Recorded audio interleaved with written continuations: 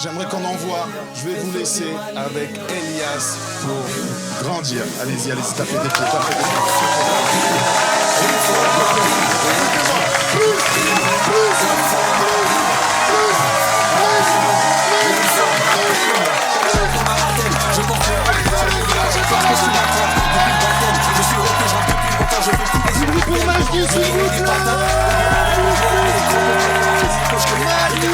Magnifique.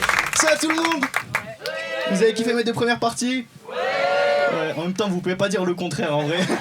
C'est un peu une prise d'otage cette question. Mon rêve, c'est qu'un jour il y ait quelqu'un qui ait les couilles de se lever, qui fasse non comme ça, qui rentre chez eux à la maison en Arabie.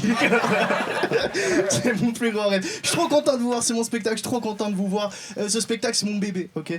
C'est pas une métaphore. C'est mon bébé. C'est-à-dire que je l'aime d'un amour inconditionnel. Je l'ai porté pendant des mois avant de vous le donner. Et s'il y en a qui le trouvent pas mignon, ils le disent pas devant moi, d'accord? S'il y en a qui veulent dire l'entrée était gratuite, mais ça reste trop, on attend d'être chez soi. C'est mon bébé, c'est un spectacle de stand-up. C'est un spectacle de stand-up. Qu'est-ce que je peux vous garantir? Des rires. Il y aura des rires. Deux. Plus qu'un. Et à partir de maintenant, c'est que du bonus. Là, ce spectacle, je l'appelais grandir. Je l'appelais grandir parce que c'est une réflexion qu'on me fait. T'es sur ton téléphone, déjà, aussi vite. Tu te fais chier au bout de 30 secondes. J'ai un TDAH, je me focus sur tout le monde. Je me focus sur tout le monde, ok? Tu faisais quoi, dis-moi? Tu répondais à quelqu'un? C'est urgent ou c'est pas urgent? C'est urgent? Parce que tu dis non et tu fais oui de la tête. C'est pas urgent, non. C'est urgent de fou, tu veux sortir, prendre quelques minutes? Alors casse pas les couilles. Pardon, c'est horrible. Imaginez lui annoncer un décès, je suis là comme ça. Non, ce spectacle, je l'appelle grandir. C'est une réflexion qu'on me fait souvent. Tu sais, on m'a souvent fait le reproche, faut grandir. Et tu sais, pour moi, c'est très lié à ce qu'on a dans la tête, grandir. Et je refuse catégoriquement. Parce que déjà, je commence à vieillir, et ça, c'est au niveau du corps, et ça me casse les couilles, d'accord? Je sens que je vieillis, il y a des indices qui le montrent. La prise de poids, à 26 ans, je prends du poids trop facilement. Ça commence à me saouler, d'accord? C'est devenu un repère temporel pour les gens qui me connaissent. Ils me disent, plus on s'est pas vu depuis longtemps. Ils me disent, on s'est pas vu depuis 12 kilos. C'est vrai, je prends du poids, et moi, comme on me l'a fait remarquer, vous avez vu, j'ai des lunettes rondes et tout, et un soir, j'étais en train de faire des blagues, et il y a quelqu'un premier rang, tape là, je te jure, c'est vrai, je fais mes blagues, et il y a un petit silence. La personne, elle me regarde droit dans les yeux, elle fait « Ah ouais, Harry Potter, il a mangé trop de kebab. » C'est terrible, parce que moi, je suis sur scène, je dois continuer à faire des blagues, alors qu'il y a une larme de graisse qui coule le long de cette œil. En plus, je sais que je prends du poids, je le sais, il y a des indices qu'on prend du poids. Parmi mes indices préférés, je sais pas si vous êtes d'accord sur ça, mais c'est les bourrelets. J'adore les bourrelets. C'est quoi ces poches que la vie nous offre? Dernière fois, je déplie 2 bourrelets, je suis en mode « Mais non, mon passeport !» Mais la Switch. C'est le petit problème que j'ai en ce moment. Je prends du poids, il y a des indices. Il y a un autre indice, c'est que j'avais pris tellement de poids à un moment, j'étais arrivé à 100 kilos. C'était devenu dangereux pour ma santé. Je veux moins pas. Je commence à avoir mal au cœur. J'appelle Majdi, c'est mon meilleur pote. Majdi, il vient me chercher. Il me dit on va aux urgences. Et c'est pas le meilleur pote de l'histoire, parce que tout le trajet vers les urgences, il me regardait, il me disait on aura bien profité quand même. On sera amusé, wallah. Et j'arrive aux urgences et je vois que le médecin essaie de diagnostiquer ce que j'ai. Tu sais, moi dans ma tête, je suis en train de faire un arrêt cardiaque, il essaie de diagnostiquer, il me pose des questions. Il me dit, vous avez mal au cœur quand? Je dis, ah, moi j'ai mal au cœur quand je cours, j'ai mal au cœur quand je marche, j'ai mal au cœur quand je suis sur place. Je voyais qu'il avait un seul diagnostic, il n'était pas médical. Je voyais que dans ses yeux, il y avait gros lard qui s'affichait là. Et c'est vrai, je prends du poids, mais quand il y a des problèmes dans la vie, il y a des techniques, il y a des solutions. Moi, je me dis, je prends du poids. J'ai adopté 2 techniques que j'utilise dans la vie pour commencer à en perdre. Technique numéro 1, n'hésitez pas à me le dire par applaudissement si vous le faites. Est-ce qu'il y en a qui achètent des vêtements plus petits? Bande de... Alors t'es la dernière personne que j'aurais imaginé applaudir. Non, ok. T'as envie d'expliquer l'idée derrière acheter les vêtements plus petits ou pas? Ça marche pas beaucoup. Explique pas la conséquence. Non, c'est vrai que ça marche pas, mais l'idée c'est quoi? C'est en gros, tu te dis j'achète des vêtements plus petits, je me déterre à maigrir pour rentrer dedans, tu vois. Et comme elle a dit, ça marche pas du tout. C'est terrible. Au bout de 3 mois, t'as juste la penderie d'un pédophile, d'accord? Maintenant, je suis arrivé à un niveau nouveau de lâcher prise. Nouveau niveau de lâcher prise, j'en ai plus rien à foutre. J'achète du triple XL, Inch'Allah, je le remplis bientôt. Les objectifs ils changent. Il y a une deuxième technique, plus banale, plus triviale, mais c'est faire du sport. Et ce que je considère plus important que faire du sport, c'est la démarche pour laquelle on se met au sport. Moi, si j'ai fait ça, c'est vraiment pour être bien dans ma tête, pour être bien dans mon corps. Non, je rigole, j'ai envie de baiser. J'ai envie de redevenir désirable, d'accord? Parce qu'il y a des gens qui te mentent, il y a des gens, ils te regardent droit dans les yeux, ils disent on n'aime pas les abdos, on préfère les bidous. Non. Un exemple tout con dans la vie de tous les jours. J'ai jamais vu 2 meufs à la plage, il y a un gros, il retire son t-shirt, Et elles sont en mode, ok, alors panique pas. Mais je crois qu'il y a un beau gosse là-bas. Lequel, le musclé? Non, l'autre. Celui qui mange du sable. Et t'as moi au loin, coucou. Ça marche pas du tout. Et je l'adore cette blague. Vas-y, c'est des petites techniques. Il y a aussi un truc que je vous invite à faire, et c'est vraiment quelque chose que je vous invite à utiliser dans la vie de tous les jours. Quand vous avez un problème dans la vie, essayez de trouver l'origine du problème, ça vous permettra de mieux le régler. Vous êtes d'accord avec ça ou pas? Trouver l'origine d'un problème vous permettra de mieux le régler. Je vous ai dit, je prenais du poids, j'analysais la situation. Qu'est-ce qui fait que je prends du poids? Uber Eats. C'est en train de me baiser ma vie, cette application. On va faire un petit jeu collectif. Ceux qui m'ont peut-être déjà vu sur scène ne le dites pas. Les autres, on va essayer de deviner mon budget mensuel en Uber Eats. Quelqu'un veut donner un prix pour commencer ou pas? Je suis très susceptible en ce moment, faites attention. 300 €, c'est beaucoup plus. Je l'ai gagné cet argent, je l'ai gagné. Je suis là dans une salle à 40 degrés, j'ai un spot sur les yeux. Commence pas à te plaindre, ok? Par mois, ouais, d'où mensuel. C'est. Oh là là, toi ça se voit en classe, t'étais chiant. Oh là là. 500 €, c'est un peu plus que 500 €. C'est 700 balles, pile poil, et tu gagnes rien du tout. Je suis désolé. Mais, pardon? T'es pas du tout au courant des échelles salariales. Waouh, on dirait un illusionniste, vous l'avez vu ou pas? Peut-être qu'il n'y a pas de SMIC, mais il y a une quart derrière ta tête. Non, 700 € par mois. Vous savez, c'est quoi le plus terrible dans cette histoire? C'est que mon loyer, il est à 350 €. Je mange 2 fois plus que j'habite. Chez moi, il y a plus de commandes que de mètres carrés, les amis. On est sur ce niveau égal. Et je me dis, ouais, c'est ça, là, le poids, je commence à le sentir et tout. Mais je refuse de grandir, j'essaye de mûrir un peu par contre, mais j'essaye aussi de... Parce que grandir en fait ça me fait un peu peur de grandir, parce que ça voudrait dire que je serais plus rattaché à mon âme d'enfant, et moi c'est quelque chose qui me tient beaucoup trop à cœur. Être attaché à son âme d'enfant c'est trop important, et c'est quelque chose que j'invite chacun et chacune d'entre vous ce soir à cultiver, se rapprocher de son âme d'enfant. Moi comment je fais pour l'entretenir? Tous les jours je me fais des petits jeux. Genre j'arrive sur l'escalator, 1h du mat, je fais la course avec tous les gens sur l'escalator.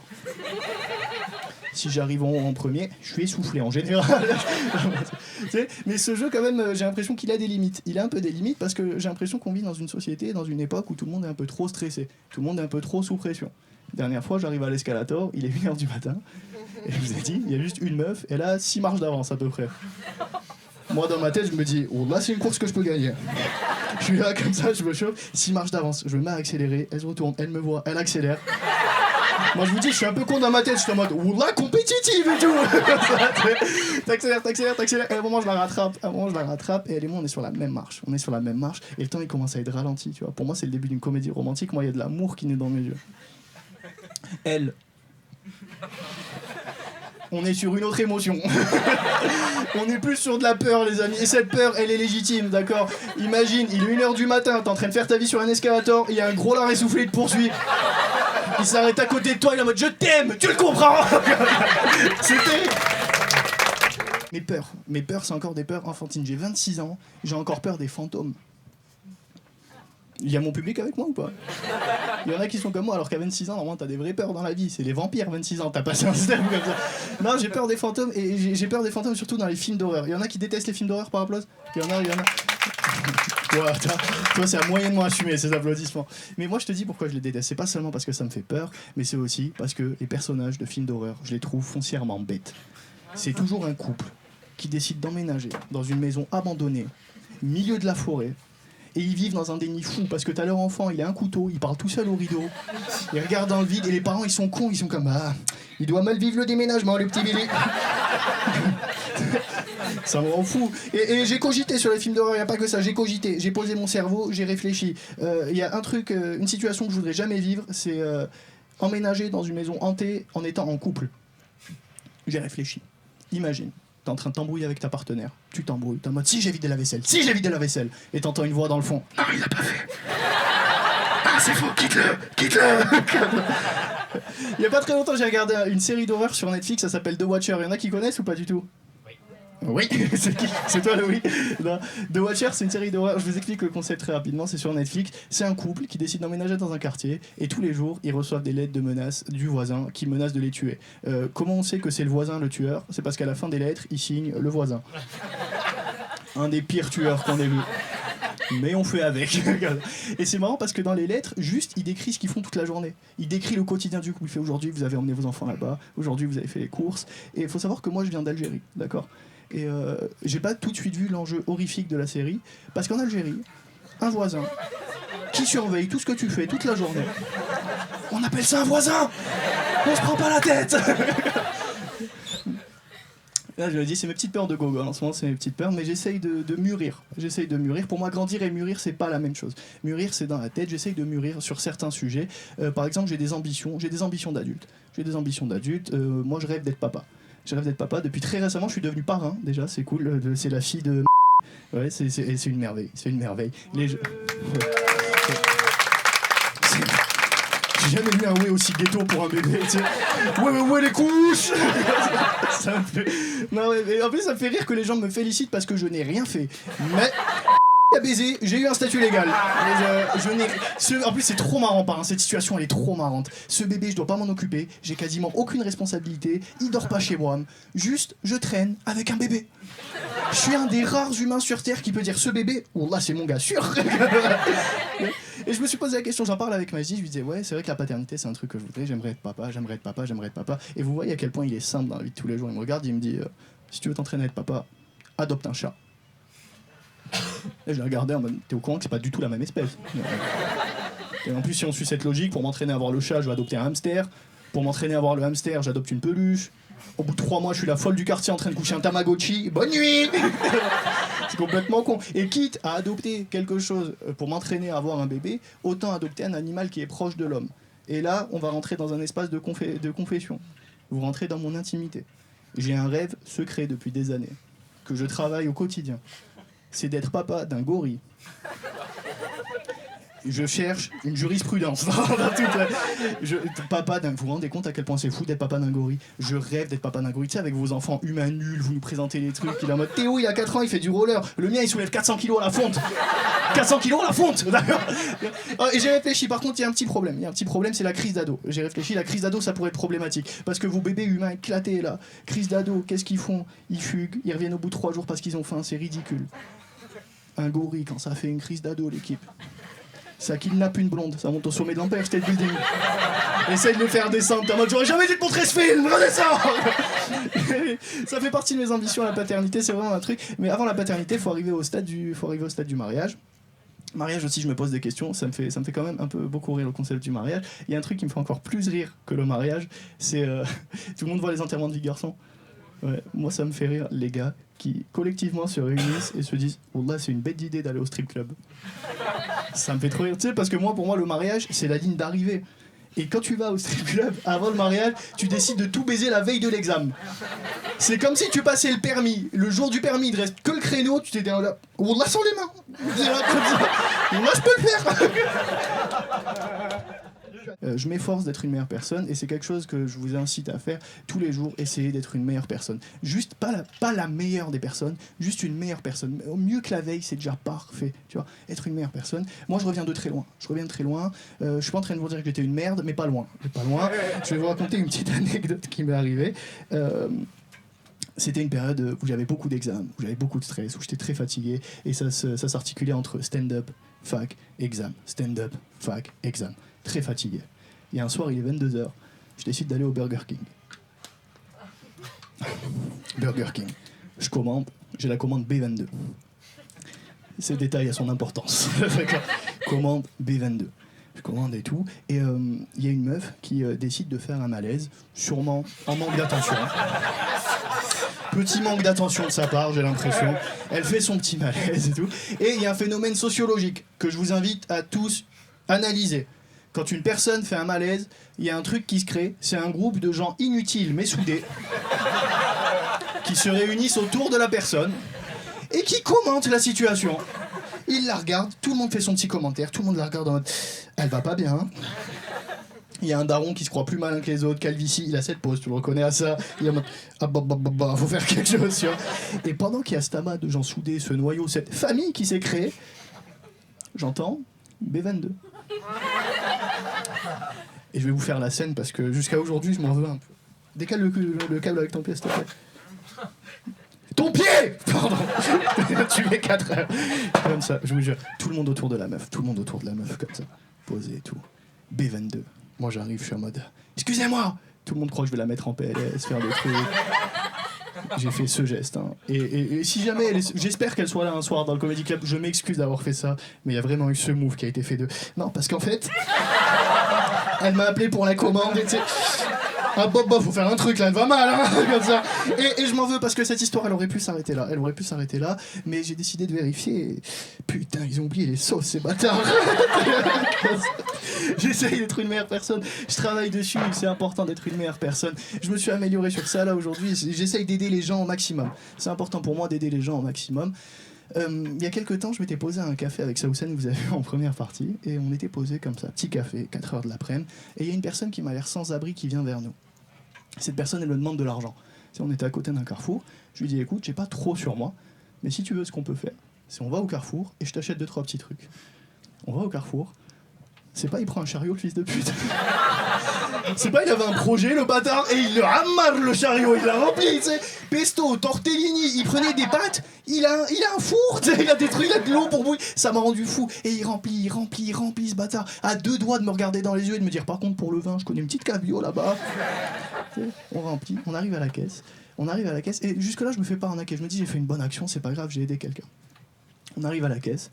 Je vais pour payer, je donne le billet à la caissière, elle me rend un peu de monnaie, je vous jure qu'il fait ce geste. C'est pour vous, gardez la monnaie, regarde-la. Je suis en mode gars, s'il me la rend pas, je suis à ta place dans 2 semaines en fait. Et c'est pas grave, encore jusque-là, je vous dis, c'est pas grave, j'ai aidé une bonne personne à manger. Il n'y a pas une sensation plus horrible au quotidien que d'avoir faim. C'est la pire sensation qui puisse exister. Je me dis que j'ai aidé cette personne et c'est pas grave. Je retourne m'asseoir avec Saoussen, on est encore au même café. 1 heure plus tard, je vous jure que j'inventerai. Le même gars repasse en sens inverse. Un outfit différent. Il a des bijoux, il a des lunettes de ouf, il a que des sapes de marque. Et moi, je commence à être con dans mes yeux, je suis en mode, mais non. Tu sais, tu connais le défaut, le principal de l'être humain, c'est quoi? C'est l'avarice. Je commence à le regarder, je me dis, oh là, c'est une expérience sociale. Il va me ralasse de fou. Je commence à regarder ça au scène, je lui dis, prends les billets. Oh là, c'est pour moi les Maldives. Prends. Il repasse, il me regarde pas, il me calcule pas, il continue son chemin. Et à ce moment-là, il y a 2 théories dans ma tête. Numéro 1, je me dis, soit il m'a baisé, qui est la théorie la plus probable. Soit il a trouvé quelqu'un de beaucoup plus gentil que moi qui l'a emmené à la bijouterie. J'attendais que quelqu'un fasse pour revoir. J'étais à 2 doigts de vomir.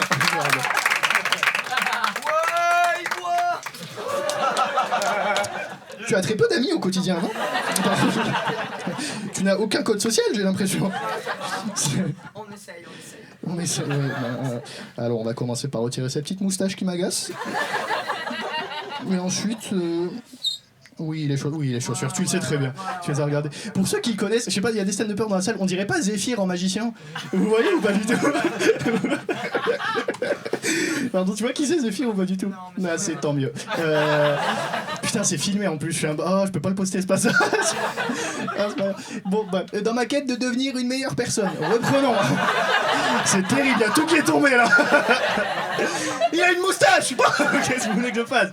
J'essaye de me poser et tout, mais pendant longtemps j'étais bloqué par une barrière à l'entrée au couple qui s'appelle la friendzone. D'accord? La friendzone, c'est terrible comme situation. Le plus terrible, c'est même pas la friendzone en elle-même. Parce que ta situation, tu la connais. T'es avec ta meilleure pote, tu lui masses le pied, elle te dit elle a baisé qui. C'est un deal équitable. C'est-à-dire que ta situation, tu la connais. Le plus terrible avec la friendzone, je vous dis, c'est quoi? C'est quand t'es avec cette meuf que tu kiffes et il y a toujours quelqu'un qui sort de nulle part, qui pose la même question, qui est en mode mais vous êtes en couple tous les deux, vous iriez tellement bien ensemble. T'es en mode je sais, tu vas lui le dire. Tu sais, il pose cette question, mais vous êtes en couple tous les deux. Moi j'ai développé une technique de misérable, les amis. Je mets ma main dans ma poche, je regarde par terre et j'attends. Je me dis peut-être si je dis rien, elle va dire oui. Et au final, c'est tout en non. Et moi, ce que j'ai tendance à reprocher aux meufs, c'est de pas dire non gentiment. Vous êtes toujours obligé de dire non de manière assez violente jusqu'à que ça soit un peu douloureux. Vous pouvez pas juste dire non, mais Elias et moi, on est juste potes. C'est toujours des trucs en mode Elias et moi, jamais de la vie. Elias, c'est mon frère, d'accord? Elias, c'est plus un frère qu'un. Vous savez quoi? S'il y avait Elias et mon frère, je serais mon frère, comme ça. Et toi, t'es comme ça à côté. Après, peut-être elle m'aime comme un frère. T'es con. Il y a pas très longtemps aussi, j'ai rencontré une fille. J'ai rencontré une fille très amoureuse d'elle, très amoureux directement d'elle. J'en parle à Majdi. Majdi, je vous ai dit simplicité. Je lui parle de la fille. Il me dit sors avec elle. Je suis en mode, ben oui, la vie est si simple. Mais oui, n'y ai-je pas pensé. Moi je dis, tu lui dis, ma daronne elle est malade. Mais guéris-la. Abruti. Tu vois, je suis très amoureux de cette fille, sauf que le souci avec cette meuf, c'est qu'elle habitait au Canada, tu vois. Canada, ça fait loin. J'ai déjà fait surtout des relations à distance. C'est pas pour moi, les relations à distance. Surtout que moi, c'était une relation à distance et une relation libre. 2 adjectifs pour dire que j'avais plus aucun contrôle sur ce qui se passait. Les relations à distance, ça marche pas, parce qu'il faut aussi essayer d'entretenir le romantisme à distance, et ça c'est compliqué. Bien sûr que c'est plus compliqué quand la personne elle est prête. Moi, ce que je faisais, ma petite attention, ce que j'aimais bien faire, c'est écrire des lettres. Tu vois, je lui écrivais des lettres, 7 pages que je lui ai envoyées, 7 pages. J'ai mis un tunnel à l'écrit, vous vous rendez compte? 7 pages. J'ai pas fait ça au bac de philo. Elle a reçu la lettre, elle m'appelle, elle pleure, tu vois. Elle pleure, elle est en mode, comment t'as retrouvé mon adresse? Comment t'as retrouvé mon... Adorable. Chamboulée, la fille, chamboulée. Non, en vrai, elle pleure, elle est touchée de fou, elle est touchée. Et moi, je vous l'ai dit tout à l'heure, je suis hypersensible, je me mets à pleurer dessus. Je vais chez le psy aussi parce que je suis un peu parano. Je commence à me dire que les gens qui espionnent la conversation pleurent aussi. Et je fais ça. Et avec cette fille-là, ça s'est pas très bien passé. Et aussi, pourquoi? Parce qu'il y avait un saxophoniste là. Ton équipe, j'imagine. Vous le voyez pas, là c'est marrant de fou. Là c'est marrant. Je mettrai en story après, je pourrais faire ça. Merci beaucoup. Là tu me mettais avant, je me tuais par contre. Là je l'aurais coupé au montage. Non. Vous êtes des bâtards hein, avec lui quand même. Là ça se fait pas. Parce que moi je le pense pas, parce que je dis vos rires ils sont sincères. Respectez-moi. Prends par la con, c'est ça ton problème. On te donne ça, tu prends ça, tu vois. Je t'aime pas. Bon là, j'en parlerai à la psy, je suis sincère, ça c'est bien, c'est une qualité que j'ai. C'est une bonne qualité. Je vous parlais... Ah oui, pardon. Aussi, pourquoi ça l'a pas fait? Parce que c'est difficile de créer de l'intimité. Je dis pas que l'intimité c'est la chose la plus importante d'un couple, mais c'est quand même très important d'en avoir, tu vois. Elle a été au Canada, et quand tu voulais avoir une relation intime, tu devais poser la question, est-ce qu'il me reste des miles? C'est que la personne elle est loin, d'accord? Quand tu dois te dire que tu dois faire des escales pour aller voir la personne, c'est qu'elle est loin, ok? Quand tu vas à l'aéroport et ton bagage il a un excédent libido, c'est que la personne elle est loin. T'y vas, t'es excité par un rien, le douanier te pose une question, t'es en mode faudra fouiller. T'es excité partout. Et en plus, en vrai, je dis que c'est compliqué de créer de l'intimité, mais on a de la chance de vivre à notre époque, tu vois, parce qu'aujourd'hui la technologie elle a évolué, et bien sûr que la technologie elle a impacté notre manière aussi de consommer l'amour. Aujourd'hui, on est en 2026, on peut sextoter. Tu vois, et c'est le côté cool de la technologie. Moi j'adore les sextos. Si je suis très honnête avec vous, j'adore les sextos parce que je suis quelqu'un qui a tendance à paniquer dans la vie de tous les jours, et le sexto ça te permet de réfléchir à ce que tu vas dire. Parce que moi je vous donne un exemple où j'ai paniqué. Je suis avec une meuf, contexte intime, elle m'attrape par la gorge, elle me dit dis-moi ce que t'aimes. Je suis en mode le foot, j'adore le foot. Qu'est-ce que c'est bien ce sport quand même. Non, je me dis j'ai tendance à paniquer, mais comme toutes les activités, ça dépend avec qui on le fait. Sextoter, d'expérience, je le dis, avec une meuf qui est en L, c'est casse-couille, d'accord? Toi, t'es là, tu veux juste être excité à 2h du matin, elle te met un sommaire, elle te met une bibliographie, elle est là, chapitre 1, le doigt dans le cucu. Passe pas les couilles. Je vous jure, t'es là, t'as juste envie d'être excité, elle te met une intro. Oh là là, j'ai déjà reçu Londres, 1988.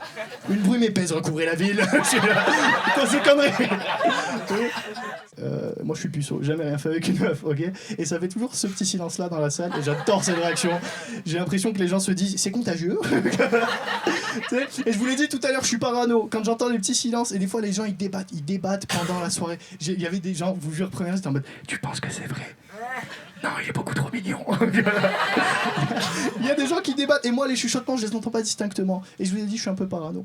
J'ai trop peur qu'un jour il y ait quelqu'un dans la salle qui se lève et qui fasse sacrifions le vierge. Ça serait horrible. Il m'a dit, moi j'ai jamais fait l'amour, du coup j'ai quasiment jamais eu à acheter des préservatifs. Il y avait une situation intime où j'étais avec une fille, je pensais que j'allais conclure, du coup j'allais vers la pharmacie acheter des capotes, et sur la route de la pharmacie j'étais un peu stressé.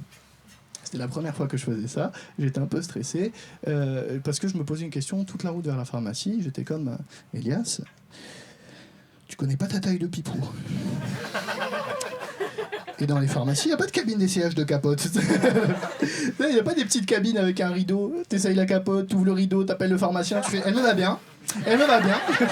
Ça n'existe pas. Du coup, je commence à réfléchir. Je me dis, ok, Elias, t'es trop smart. Tu prends toutes les fucking tailles. Je commence à arriver au comptoir. C'est plus un achat, c'est un butin. Je commence à poser les boîtes. 1, 2, 3, 4. Et je vois dans les yeux du pharmacien, il y a une flamme qui s'allume. Tu sais, il est en mode mon salaud. C'est mon banquier qui m'appelle. 700 balles d'Uber Eats, 100 balles de capote. Vous êtes un monstre. Je vais rejoindre cette meuf-là. On commence à se chauffer un peu. Et moi, j'étais curieux. Je lui ai demandé quand est-ce que tu l'as fait pour la première fois. Elle était un peu gênée. Elle m'a dit moi, ma première fois, c'était tard. Moi, ma première fois, c'était genre à 16 ans. Pourquoi tu rigoles? T'as baisé à 12 ans? C'est quoi ton... Toi, tu l'as fait à quel âge pour la première fois? Je suis chaud, moi aussi. Ah, la honte sur ensemble. Ah, la main collée.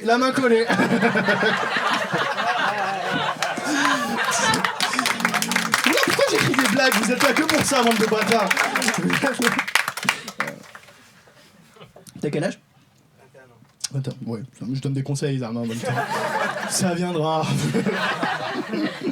Ok, il y a d'autres puceaux dans la salle, on fait une petite équipe, on va jouer à Donjons et Dragons après. Et après... Je vais te le mec du 2, d'accord? Alors, tu sais, je lui pose la question, elle me dit 16 ans. Et tu sais, moi j'entends 16 ans, c'est tard. Moi, 16 ans, j'avais jamais fait la bise à une meuf. J'essaie de faire la bise à une meuf, elle me faisait recule, monstre, pourquoi tu fais ça? Je t'aime, maman. Elle me pose la question en retour. Elle me dit quand est-ce que tu l'as fait pour la première fois. Moi aussi, j'étais un peu gêné. J'étais comme, écoute, il y avait un bon feeling. Je suis passé à la pharmacie. Peut-être dans 10 minutes.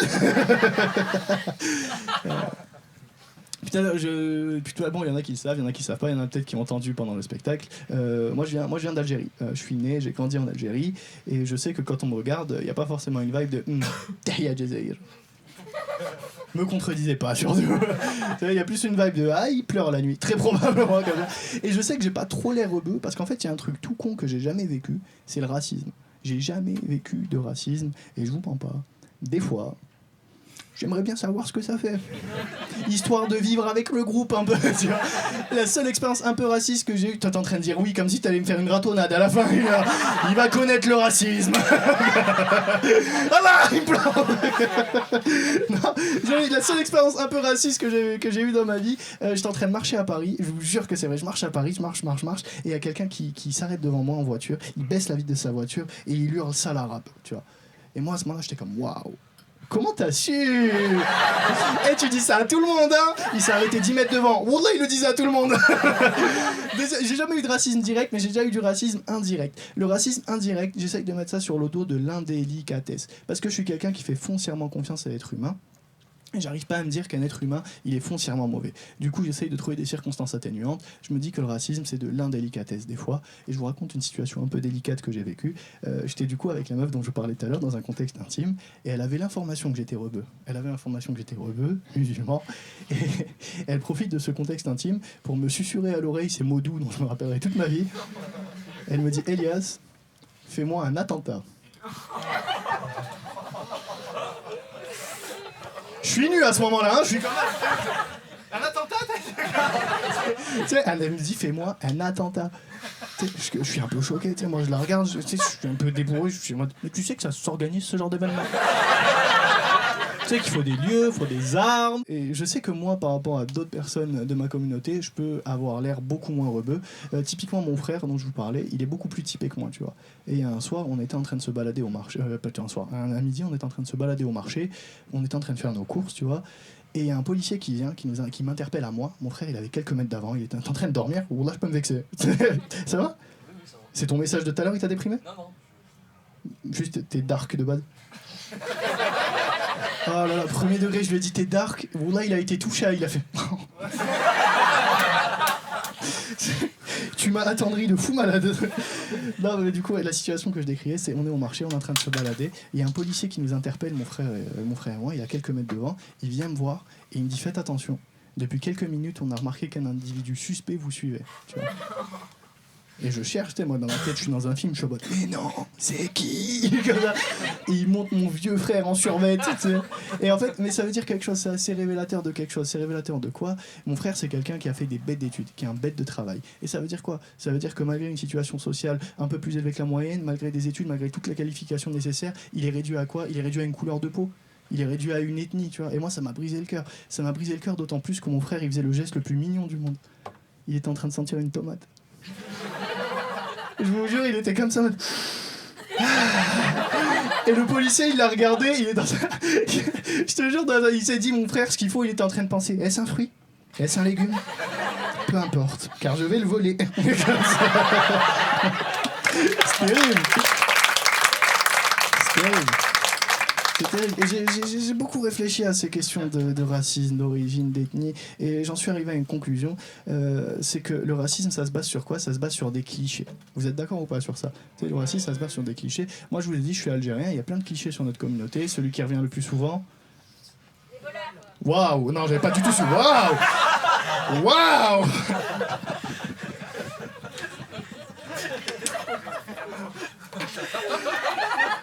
Par pitié, qui c'est? C'est toi? C'est pas toi? C'est toi? Waouh! Putain, Nasli, t'es algérienne! Waouh! Je t'avais même pas remarqué, ça va? Ça fait longtemps? Waouh, les voleurs, elle a dit. Ah. C'est une dinguerie de véhiculer ce genre d'image. Elle attendait ça depuis le début. T'sais. Elle est même pas venue pour le stand-up. Elle s'est dit, à un moment, je vais lui le dire. C'est important qu'il le sache. Non, le cliché qui revient. Il y a d'autres clichés ou pas sur les Algériens? Fier? Fier, ouais, fier, tu vois. Moi, c'est le cliché que j'ai en tête. T'sais. Les Algériens, ils sont tout le temps fiers. Fier.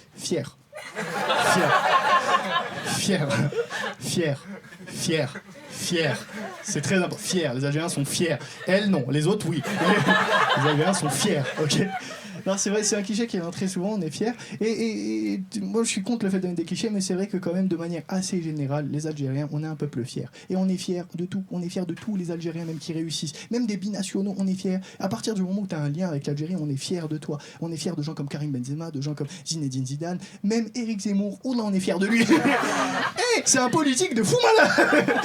Moi, je vous mens pas, dans mon classement des racistes préférés, Éric Zemmour, c'est le premier, d'accord? Il est pas trop mignon, il est tout le temps énervé. Il est là, les Arabes, mais t'as une tête de Toufik. Mais qui lui a volé son biscuit à ce jeu? Et tu vois, quand les gens ils me parlent de ça, moi je suis pas d'accord parce que j'ai une autre vision de l'Algérie. Moi, l'Algérie, ça me manque, c'est un pays où j'ai grandi. Et des fois, quand vraiment ça me manque beaucoup, ce que je fais pour me rappeler un peu du bled, c'est peut-être con, mais c'est vraiment ma petite Madeleine de Proust, je vais chez des coiffeurs rebeux. Il y en a qui y vont ou pas du tout chez les coiffeurs rebeux, par exemple. Tu sais, c'est la main-d'œuvre la moins chère du marché. 10 balles, il te fait le dégradé, il te sert un café, s'il est de bonne humeur, ou là il te fait un petit bisou. 10 balles, c'est la main-d'œuvre la moins chère du marché. Coiffeur rebeu, c'est exceptionnel. Par contre, juste à la fin de la coupe, il te met pas un shampoing, il te met un bandage parce qu'il a dépecé l'enculé. Il est là, il te monte la coupe à la fin, il te fait comme tu voulais, chef, toi t'es là nickel, bien saignant, comme j'ai demandé. Et les coiffeurs rebeux, moi ils me font rire parce que ils ont toujours des sujets de conversation de fou. Chaque fois, ça débat sur la religion et ça me fait rire. Ils débattent sur la religion à l'aide de leurs connaissances. Ça me fait trop rire. Dernière fois, je rentre dans le salon de coiffure, ils parlent de quoi? Ils parlent de pourquoi, genre, les musulmans on peut pas manger de porc. Ils me posent la question, moi je sais pas, je demande à Google. Google me rend la réponse. C'est parce que le porc c'est peut-être un animal dangereux, vecteur de maladie, c'est pour nous éviter de tomber malade, c'est pour ça qu'on mange pas de porc. Il me regarde droit dans les yeux, il me fait non. Tu sais, je suis comme monsieur, Google est formel, je me permets d'insister. Il me dit non, si on mange pas de cochon, c'est parce que c'est un animal lâche et il défend pas sa femelle. À ce moment-là, j'ai senti une connexion avec le cochon. J'étais en mode, on peut pas toujours défendre, il y a des circonstances dans la vie. D'accord. Tu sais, il me dit ça et on parle d'un autre sujet. Tu sais, il y a une take, c'est que quand un musulman meurt et il va au paradis, quand un homme musulman meurt et il va au paradis, il y aurait 72 vierges qui l'y attendraient. Tu vois. Vous êtes au courant ou pas du tout? Il y en a qui vont se convertir. Le spectacle de fou. À la fin, il y a un petit papier à signer et une petite phrase à dire. Et après, non. Les hasanettes que je prends. For my people. Et le chemin inverse est tout à fait possible. T'en fais pas. Non, je me dis, ouais, tu sais, il y a le truc des 72 vierges, qu'un homme meurt et va au paradis, il y aurait peut-être potentiellement 72 vierges qui l'y attendraient. Je me suis posé des questions sur ça et je me suis dit, pourquoi 72? C'est un nombre anormalement élevé de vierges au même endroit. 2, ça aurait suffi, tu vois. Et je me suis posé la question, je me suis dit, est-ce que l'inverse est vrai? Est-ce que si si une meuf, elle meurt, et elle monte au paradis, il y a genre 72 puceaux qui l'attendent. Est-ce que genre elle meurt, elle monte, il y a des gars, ils sont en mode arrête de jouer à Call of Duty, elle arrive comme ça. Moi j'ai une peur dans la vie, c'est de mourir subitement, de monter au paradis, qu'il n'y ait pas les 72 meufs, mais les 71 mecs avec lui devant en train de me dire elle est là dans 5 minutes. Merci de m'avoir écouté tout le monde, merci beaucoup. explique-moi, oh camarade. Laisse tomber cette fille qui m'entend. Elle va te rendre malade et tu vas souffrir longtemps. Je sais bien que tu l'aimes et tu lui as donné ton âme. Je sais bien que tu l'aimes et tu lui as donné ton âme. Mais elle ne t'a jamais mis camarade. Elle profite de toi et tu es content. Même ses paroles sont froides, tu dois les sentir pourtant.